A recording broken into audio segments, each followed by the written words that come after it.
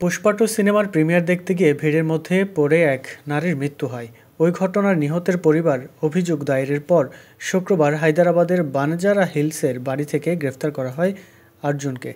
গ্রেফতারের পর তেলেঙ্গানা হাইকোর্ট থেকে অন্তর্বর্তীকালীন জামিন পেয়েছেন তিনি। শনিবার সকালে জেল থেকে বেরিয়ে সংবাদ মাধ্যমে আল্লু বলেন, নিহতের পরিবারের প্রতি আমি ব্যথিত।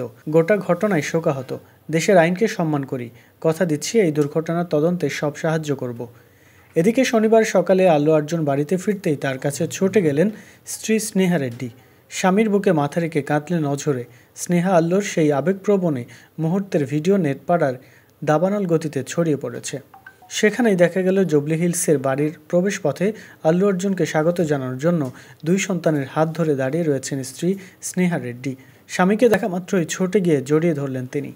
ছেলে অল্লু আয়ন এবং আল্লু আরহাও বাবাকে পেয়ে খুশি। দুই ছেলে মেয়েকে কোলে তুলে তাদের গালে চুম্বন করে বাড়িতে ঢুকলেন দক্ষিণী সুপারস্টার। ফ্যামিলি ম্যান পুষ্পাকে দেখে চোখের জল মুছলেন ভক্তরাও।